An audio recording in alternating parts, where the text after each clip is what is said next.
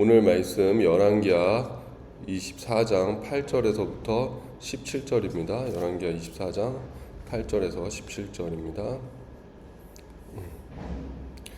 여호야긴이 왕이 될 때 나이가 18세라. 예루살렘에서 석 달간 다스리니라. 그의 어머니의 이름은 느우스다요 예루살렘 엘라단의 딸이더라. 여호야긴이 그의 아버지의 모든 행위를 따라서 여호와께서 보시기에 악을 행하였더라.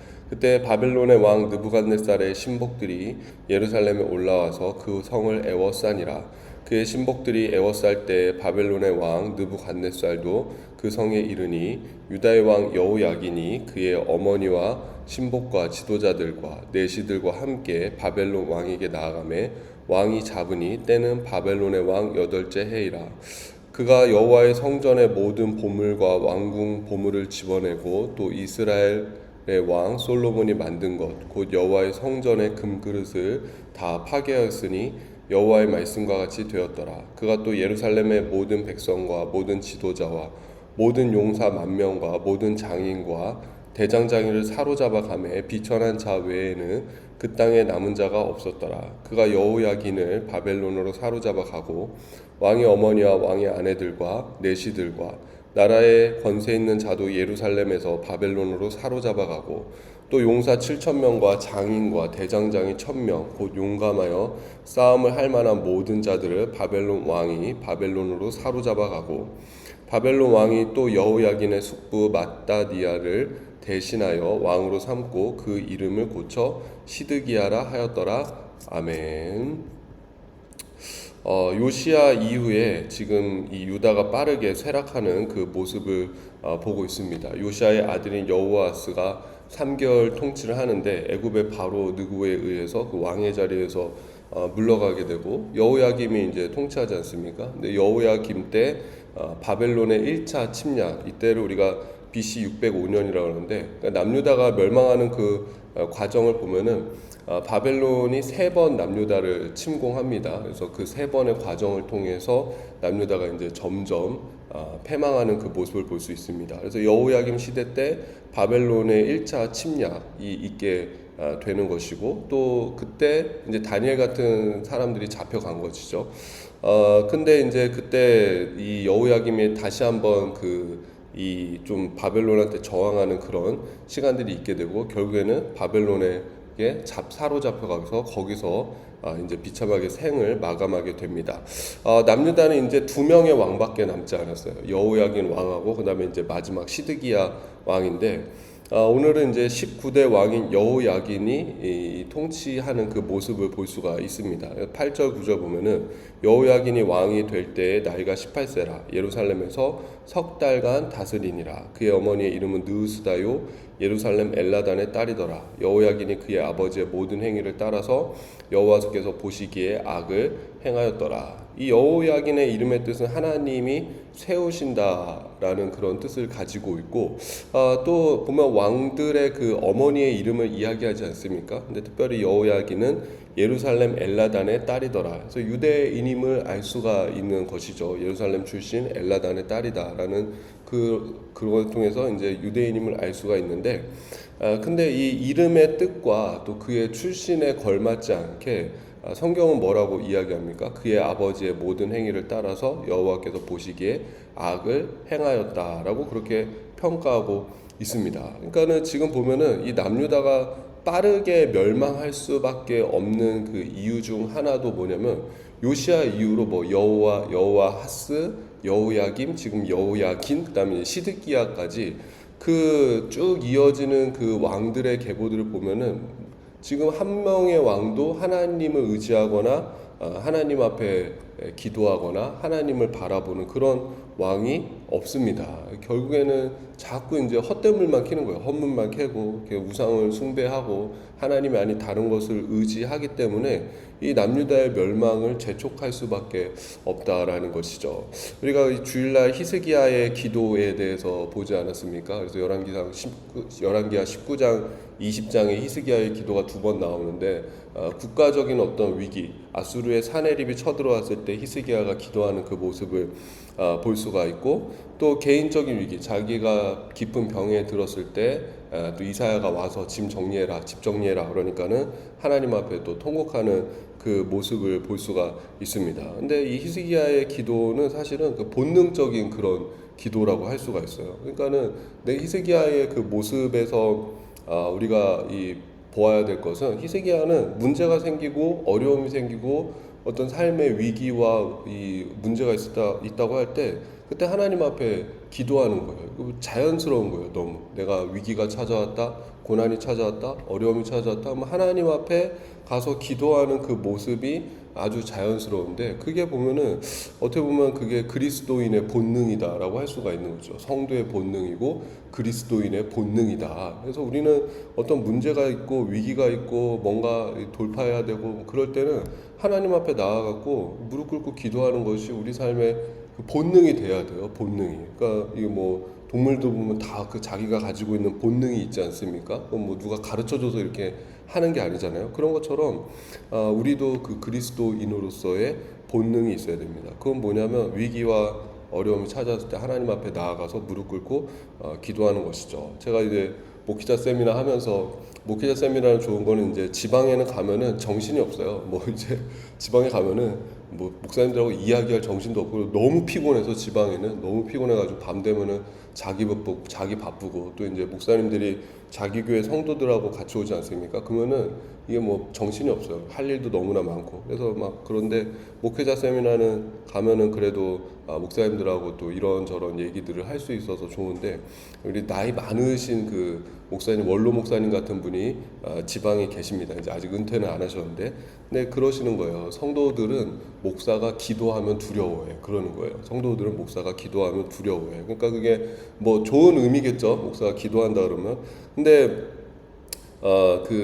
또 우리가 기도할 때 누가 두려워하느냐? 우리가 기도의 자리로 나아갈 때 사탄이 두려워합니다. 마귀가 두려워합니다. 제가 그 C.S. 루이스의 스크류테이프의 편지 그 책 가끔 이야기하지 않습니까? 거기 보면은 그 스크류테이프 마귀가 뭐라고 이야기하냐면은, 야, 저 성도가, 저 그리스도인이 절대로 기도 못하게 해라. 하나님 앞에 나아가서 절대로 기도 못하게 하고, 진지한 기도 못하게 하고, 이 하나님 앞에 나아가서 눈물과 통곡으로 하는 기도 절대 못하게 하라. 기도해도 형식적으로만 하게 만들어라. 뭐 그렇게 이제 이게 충고하는 그런 장면이 있어요. 그러니까 우리가 기도할 때 마귀가 두려워하고 마귀가 벌벌 떨고, 우리가 기도할 때 하나님의 역사가 거기 있다라는 것입니다. 근데 지금 이 왕들의 모습을 보면 히스기야 같은 모습이 한 명도 보이지 않는 거예요. 요시야 같은 모습이 한 명도 보이지 않고, 뭐 말씀으로 돌아가는 그 모습도, 요시야 때 이미 말씀 찾았지 않았습니까? 근데 그 말씀 앞에 돌아가는 모습도 보이지 않고, 히스기야처럼 하나님 앞에 엎드리고 무릎 꿇는 그런 모습도 보이지 않고, 여전히 그 우상 숭배를 하고 오히려 그 멸망을 재촉하는 그런 모습들을 볼 수가 있습니다. 그래서 10절 11절 보면은, 그때 바벨론 왕 느부갓네살의 신복들이 예루살렘에 올라와서 그 성을 애워싸니라. 그의 신복들이 애워쌀 때 바벨론의 왕 느부갓네살도 그 성에 이르니. 그러면서 이들이 이제 결국에는 이 여호야긴도 바벨론을 거부하니까는 바벨론의 왕 느부갓네살이 신하들을 보내가지고 예루살렘을 침공하는 것이죠. 이제 이때가 바로 이제 2차 포로가 이때 침공당하면서 2차 포로로 이제 끌려가게 됩니다. 그래서 엄청난, 지금 뒤에 보면은 금은 보물 다 뺏기고 사람까지 다 뺏기는 그 모습을 볼 수가 있는데, 그러니까 이미 지금 바벨론과 유다는 게임이 안 되는 거예요. 그게 어디서 보이냐면, 신복들이 예루살렘에 올라와서 그 성을 애워싸니라. 그러니까 느부갓네살 왕은 이 바벨론, 신바벨론을 세운 왕이 이제 네보폴리살 그 왕인데, 그 왕의 아들이 느부갓네살 왕이에요. 네부카네자르, 이렇게 우리가 그 명칭으로는 부를 수가 있는데, 근데 이 느부갓네살 왕 때가 바벨론이 가장 강성했을 때입니다. 그러니까 바벨론의 전성기가 느부갓네살 왕 때, 우리로 치면은 고구려의 광개토대왕 때 같은 그런 느낌으로 전성기인데, 느부갓네살 왕이 직접 올 필요도 없는 것이죠. 신복들이 와서 신하들 보내서 예루살렘에 올라와서 에워싸고, 거의 전쟁의 승리가 확정되니까는 나머지 어떻게 합니까? 마지막에 그 이 땅 예루살렘을 정복하는 건 왕이 돼야 되는 거 아니에요? 그러니까는 왕한테 이제 이 저기 호출한 거예요. 다 정복했습니다. 와서 영광을 취하십시오. 와서 이제 왕이 직접 점령해서 영광을 취하십시오. 다 만들어 놨습니다. 90%는 점령했습니다. 그래서 느부갓네살 왕이 여유롭게 이제 도착을 딱 하게 된 것입니다. 최후 그 승리의 영광을 얻기 위해서 예루살렘으로 직접 오게 된 것이죠. 12절 13절 보면 유다의 왕 여호야긴이 그의 어머니와 신복과 지도자들과 내시들과 함께 바벨론 왕에게 나아가매 왕이 잡으니 때는 바벨론의 왕 8째 해라. 그가 여호와의 성전의 모든 보물과 왕궁 보물을 집어내고 또 이스라엘의 왕 솔로몬이 만든 것 곧 여호와의 성전의 금그릇을 다 파괴하였으니 여호와의 말씀과 같이 되었더라. 그러니까 우리 조선 시대 보면 인조가 그 청나라의 황제한테 이렇게 무릎 꿇고 머리를 이제 막 이렇게 막 찌면서 7번인가 9번 찌면서 그 삼전도 뭐 수모해가지고 나아가는 그런 모습 있지 않습니까? 그런 것처럼 지금 여호야긴이 어머니 자기 이제 어머니를 태우를 데리고 그 다음에 신복과 지도자들 다 데리고 가가지고 지금 바벨론 왕 앞에 엎드려 조아리는 것입니다. 내가 잘못했습니다. 용서해 주십시오라고 그렇게 엎드려 조아리고 왕이 직접 가서 그렇게 항복하는 그 모습을 볼 수가 있습니다. 근데 하나님께서 이미 예레미야를 통해서 그 전에 뭐그 여호야김 왕 때도 하나님께서 이미 여호와스 여호야김 왕 때 이미 말씀하시지 않았습니까? 바벨론에 저항하지 말아라. 그러니까 유다의 두 번째 이 패망의 원인은 이 급속한 패망의 원인은 뭐냐면 첫 번째는 하나님 앞에 의지하지 않고 하나님 앞에 기도하지 않았다면 두 번째는 이게 지금 정치적으로도 잘못된 판단을 계속하고 있는 거예요. 그러니까 이 뒷배경을 보면은 유다가 계속 애굽을 의지하고 있는 거예요. 이집트를. 그러니까 저 강대국이었던 이집트. 그러니까 앞서서 내가 이 자꾸 배반하잖아요. 바벨론을 배반하는 그 이유 중 하나는 뭐냐면은 뭐야 저 이집트가 도와줄 것 같네. 이집트가 조금 이렇게 힘을 얻었네. 그러면서 도와줄 것 같네. 그러니까 이 갈그미스 전투에서 이집트는 사실은 완전히 힘을 잃거든요. BC 605년 갈그미스 전투에서 힘을 잃는데 조금 살아날 만하니까는 유다도 이제 거기에 힘을 받아가지고 배반하는 거예요. 바벨론을. 근데 이 뭐 지금 이집트의 뭐 바로누고 이런 왕들은 지금 이 자기 살기 바빠요. 그러니까는 도와줄 수도 없고 도와줄 마음도 없고 너희 알아서 해라. 이게 이집트입니다. 이집트는 또 전형적으로 그 세상을 대표하지 않습니까?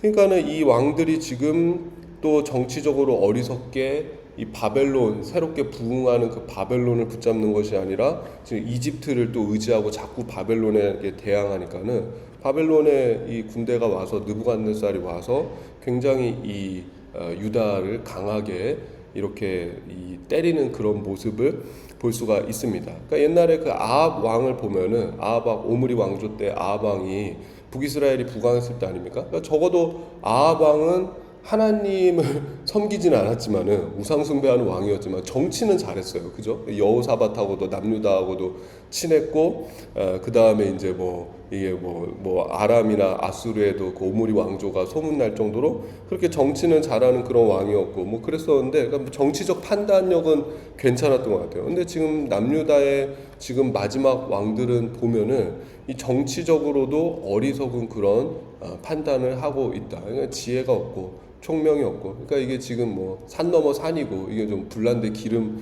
부은 격이고 이게 좀 이게 어리석음에 어리석음을 지금 더하고 있는 것이죠. 그러니까 덤앤더머들이 지금 계속 이렇게 나라를 통치하고 있기 때문에 계속 지금 문제가 생기는 그 모습을 볼 수가 있습니다.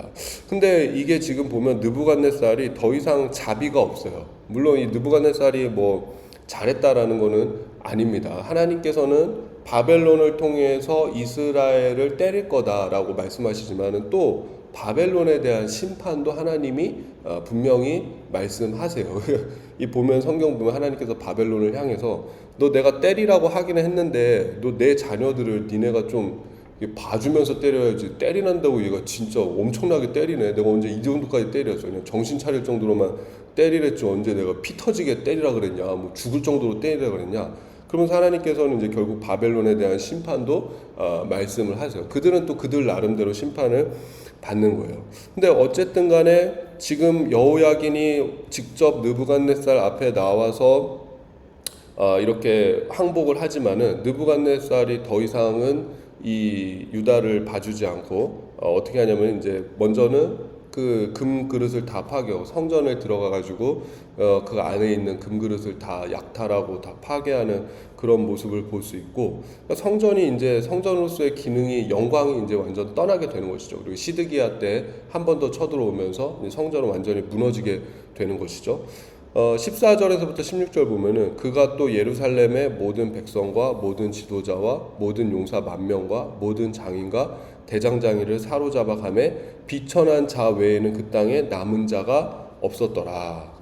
그가 여호야긴을 바벨론으로 사로잡아 가고 왕의 어머니와 왕의 아내들과 내시들과 나라의 권세 있는 자도 예루살렘에서 바벨론으로 사로잡아 가고 또 용사 7천 명과 장인과 대장장이 1,000명 곧 용감하여 싸움을 할 만한 모든 자들을 바벨론 왕이 바벨론으로 사로잡아 가고. 그래서 여기서 지금 반복되는 표현이 무엇입니까? 사로잡아 가다라는 그 표현이 반복되고 있습니다. 그러니까 예루살렘에서 쓸만한 사람들은 다 사로잡아 가는 거예요. 지금 뭐 고귀한 자나 뭐 뭔가 재능이 있는 자나 능력이 있는 자나 뭐 여자나 왕의 아내들이나 뭐 내시나 하여튼 사람들은 다 사로잡아가고 지금 보니까 비천한 자 외에는 그 땅에 남은 자가 없어요. 그러니까 예루살렘이 더 이상은 도시로서의 기능이 완전히 무너진 것입니다. 이제는 도시로서의 어떤 기능, 수도로서의 기능이 완전히 파괴되고 완전히 무너졌다. 근데 여기서 사로잡아갔다라는 그 이 원어의 그 뉘앙스가 뭐냐면은 노예처럼 끌고 갔다라는 거예요. 근데 이때 당시에 노예를 끌고 가는 코를 꿰서 끌고 가기도 하고, 그 다음에 이 옷을 홀딱 벗겨가지고 나체 상태로 그렇게 이 노예처럼 끌고 갔다라는 그런 이제 그렇게 고대 시대에는 굉장히 수치와 모욕을 주면서 노예로 끌고 가는 거예요. 근데 지금 이 사람들을 대접받아 가는 것도 아니죠. 지금 이 사람들은 다 그렇게 노예의 신분으로 수치와 모욕 가운데 그 바벨론의 노예로 다 끌려갔다라고 그렇게 성경은 증거하고 있습니다. 뭐 성경에서 이렇게 된 도대체 이유가 뭐냐? 어떻게 하나님이 거하시고 하나님의 백성들이 어떻게 이렇게 노예가 돼서 끌려갈 수가 있느냐? 이거 굉장히 충격적인 그런 사건인 거죠. 성전이 어떻게 유린당할 수 있느냐, 이렇게 굉장히 충격적인 사건인데, 성경에서는 사실은 그 이유를 딱 하나 뭘로 듭니까? 결국은 이들이 하나님을 버렸기 때문이다. 하나님을 버리고 하나님을 떠나고 우상을 숭배하고, 그렇기 때문에 그 결과가 바로 이것이다 라는 것을 이 성경은 참 우리에게 뼈저리게 그렇게 보여주고 있습니다. 17절 18절 보면은 바벨론 왕이 또 여호야긴의 숙부 마따니아를 대신하여 왕으로 삼고 그의 이름을 고쳐 시드기야라 하였더라. 시드기야가 왕이 될 때의 나이가 21세라. 예루살렘에서 11년간 다스리니라. 그의 어머니의 이름은 하무다리오 림나인 예레미야의 딸이더라. 여기서 이제 예레미야는 우리 그 예언자 예레미야는 아닙니다. 동명이인이에요.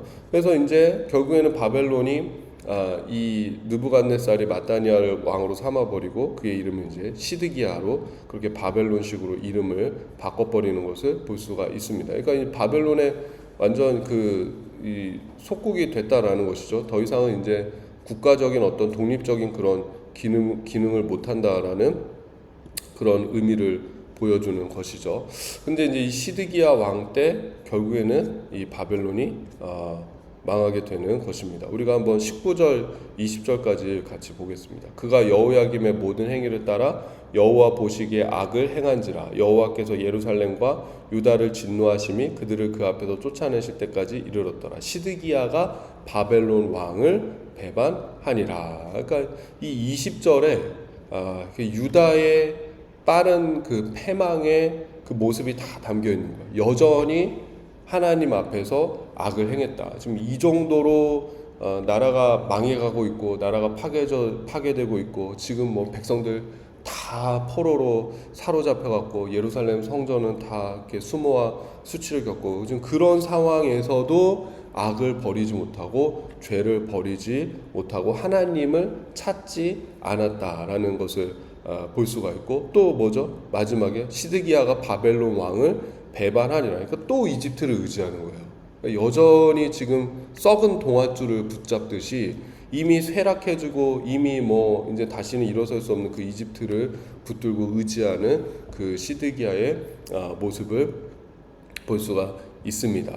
그래서 여러분, 우리는 어떻게 해야겠습니까? 우리는 본능적으로 성도는 위기 속에서 기도해야 된다. 위기와 어려움과 고난이 왔을 때 하나님 앞에 기도하고 하나님 앞에 무릎 꿇고 하나님 앞에 도움을 구하는 것이 우리의 모습이 되어져야 될 줄로 믿습니다. 또 이 지금 정치적 외교적으로 안타까운 판단을 하는 그런 모습도 볼 수 있지 않습니까? 그렇기 때문에 우리가 이 삶 속에서 또 살아갈 수 있는 그 지혜, 야고보서 보니까는 지혜가 부족하면 하나님 앞에 구해라. 그분은 후히 주시고 또 꾸짖지 아니하신다. 말씀하신 것처럼 이 세상을 또 살아갈 수 있는 그 지혜를 우리 가운데 또 허락해 주시고, 또 우리가 이 모습을 보면서 지도자 한 사람의 선택이 얼마나 중요한가, 그 모습을 보면서 우리가 살아가는 이 땅을 위해서도 기도하고 또 우리의 조국 대한민국을 위해서도 기도해야 될 줄로 믿습니다. 제가 기도하겠습니다. 하나님 아버지, 빠르게 만국으로 나아가는 그 남유다의 마지막 모습을 보게 됩니다. 주님, 참 안타깝고 답답한 것은 지금 나라가 망해가고 있는데도 어떤 왕 하나 하나님 앞에 무릎 꿇고 히스기야처럼 기도하고 하나님을 의지하고 도와달라 통곡하며 두 손 들고 기도하는 그런 왕이 없습니다. 또 정치적으로 계속 잘못된 판단을 합니다. 하나님께서 저 바벨론에게 그대로 따라가라 그렇게 말씀까지 주셨지만은 결국에는 주님 어리석은 판단으로 인해서 그 나라가 또 빠르게 망해가는 것을 보게 됩니다. 성도의 본능은 기도인 줄로 믿습니다. 우리 삶의 위기와 또 어려움과 고난과 문제가 있을 때 하나님 앞에 본능적으로 기도할 수 있는 그런 믿음을 우리 가운데 또한 허락하여 주시옵소서. 세상을 살아가는데 또 지혜가 필요합니다. 옳은 선택, 옳은 판단, 옳은 결정, 옳은 길을 갈 수 있도록 하나님 매 순간 성령으로 우리 가운데 지혜로 또한 깨우쳐 주시옵소서. 하나님, 우리가 또 나라와 민족을 위해서 기도합니다. 지도자의 선택이 참 중요합니다. 그런 것처럼 세우신 위정자들, 지도자들에게 하나님 지혜를 주시고, 특별히 대통령에게 주님께서 지혜와 명철과 통치할 수 있는 능력을 허락하여 주시고, 또 무엇보다 하나님의 뜻과 또 옳은 길을 갈 수 있는 주님께서 은혜를 허락하여 주시옵소서. 이 땅을 또 살아갈 때 우리가 평안하게 살 수 있도록 이 땅 가운데도 주님 태운 지도자들에게 하나님의 은혜를 더하여 주시옵소서. 감사드리며 예수님의 이름으로 기도드립니다. 아멘.